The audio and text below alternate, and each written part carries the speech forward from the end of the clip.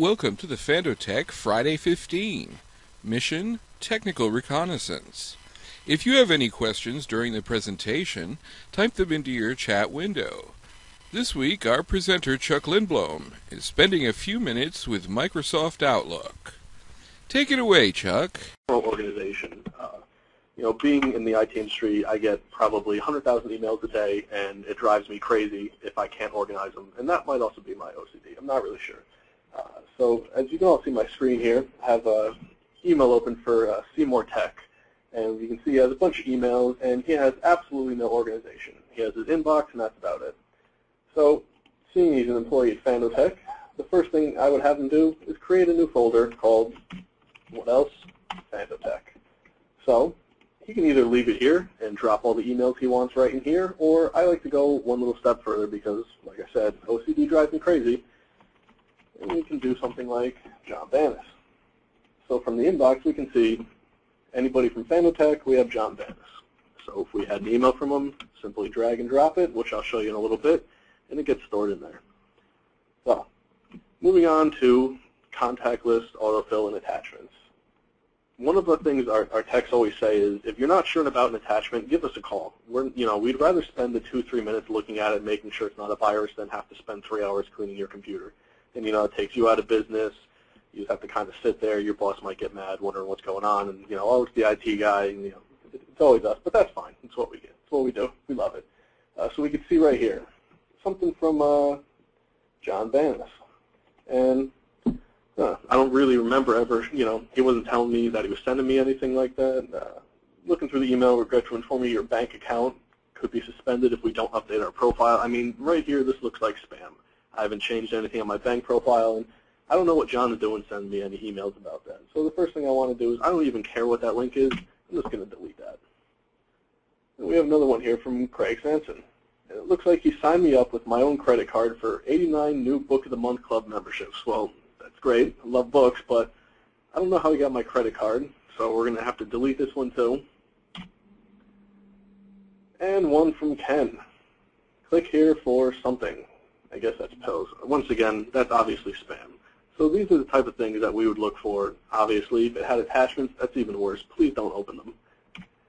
So we have a real email here from John Bannis. Please provide status update on your TPS report. If you're behind, you may need to stay late and work. Well, better get on that. But like I said, I want to organize the emails, and I want to be able to go back to this at a moment's notice without having to search through all 10,000 emails in my inbox. So like I said, drag it, drop it, and there we go. We could easily get to anything that John has sent us. Now you could also set up rules on the inbox to automatically put them there, but that's for a different time. We won't go over that now. So we have a real email here from Craig about the proposal. So let's go over it again. We want to organize. Let's make a folder for Craig. Pretty simple. Dragging, dropping. And if I ever wanted to see that email again, I know everything from Craig is right there.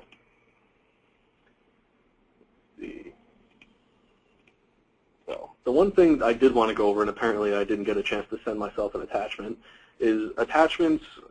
They're kind of weird. If you get an attachment from someone you know, but the attachment seems kind of weird, like a please run this .bat or something exe, please give us a call. I mean, those are almost always a virus. And the thing to remember is, it may be from your friend, but it could be any hacker or person with ill intentions just trying to send you an email on their behalf. I mean, and you may even get email from yourself, and that's always one of the biggest tip-offs. Client call up and say, hey, I just got an email from myself that I never sent, and we immediately go in, delete it, and try to figure out who sent them and stop them. But the last thing is, if you get an email from your friends and they have attachments, but they were never supposed to send you anything, don't open them. Even Word documents, they have these things called VBA macros, and what they can do is go ahead and, as soon as you open the Word document, your computer's infected, and like I said, we have to go through, clean the whole thing. It's just a long, drawn-out process that we'd rather have you not have to go through that.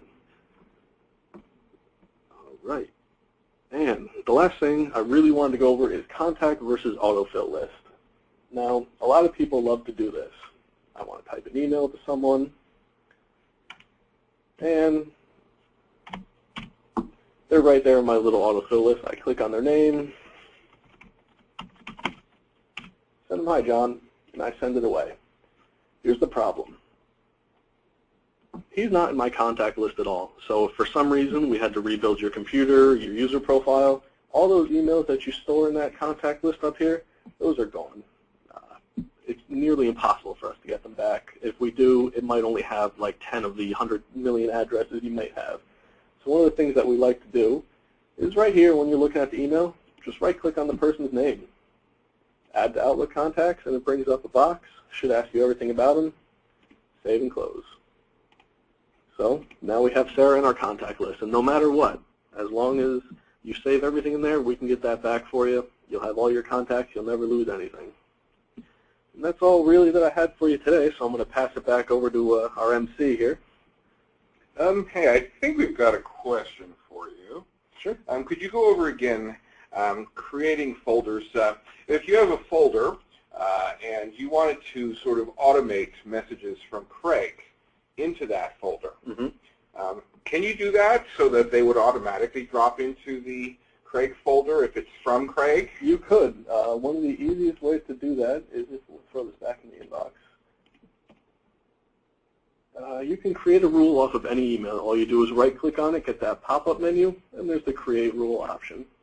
In here, we could say, hey, anything from Craig Sampson. And we want to move it to the folder. And because we have our awesome organization now, it's pretty easy for me to find the Craig folder. And we hit OK.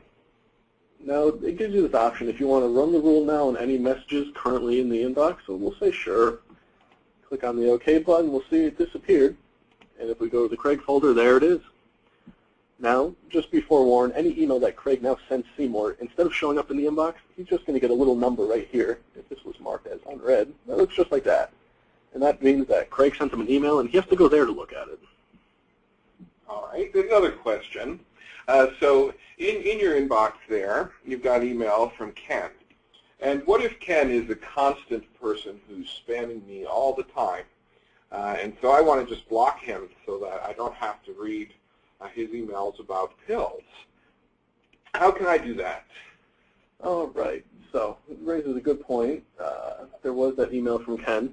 A lot depends on what your spam service is. If you use us, we can actually blacklist his email where anytime he sends you an email, it gets bounced right away. It never touches your email server, and he won't even know. So it's just like that person never existed. They can't send you any email.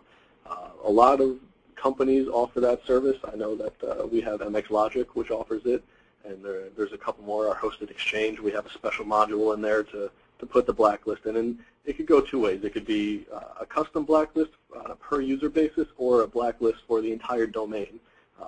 So that person would be able to send to anybody at fandotech.com or gmail.com or what have you. Looks like we actually had one more question here. A couple more questions. You need to do more than delete your email if your credit card was used. Absolutely. I mean, that's a pretty radical case. Honestly, in that we would basically figure out who's sending the email and, was the credit card really used? Obviously, we would warn our customers about their bank account. Online banking is so big these days. I would say just sign in, make sure nothing was sent, call your bank, let them know if fraudulent charge may have been made, identity theft. I know I'm pretty nervous about that a lot, but that is definitely one thing that we would do for you. Let's see here. Let's see. We have another question about the autocomplete list. I never trust the nickname autocomplete list, but since it is a separate file from Outlook, do you recommend backing it up periodically? We do if you want. That is entirely up to the user, but I will say in Outlook 2010, they kind of did away with that file. What this person is talking about is it's a .nk2 file that our techs could, if we can recover it, we can, try to get that auto list back for you. But Outlook 2010 did away with that. There's actually command line stuff that we have to run now. But like I said, the autofill, it's one of those. It's a great tool, but you really need to make sure you're putting all these contacts into your address book because they get backed up on the server. If you have a smartphone, you can actually have all your contacts imported in your smartphone. It's a really handy thing to have.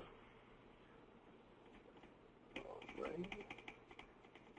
And that looks like it's it for the questions for now. All right. Well, thank you, Chuck. And thank you to all of today's participants. We want to get you off to lunch on time. If we didn't answer all of your questions today, although I think we did, we'll circle back with you independently. This webinar will be available for viewing on our blog at blog.fandotech.com and on our YouTube channel at youtube.com/Fandotech. And join us next week for another Fandotech Friday 15 Tech Recon, where we'll be discussing network security for business. Register today by visiting blog.fandotech.com and clicking on the Friday 15 logo.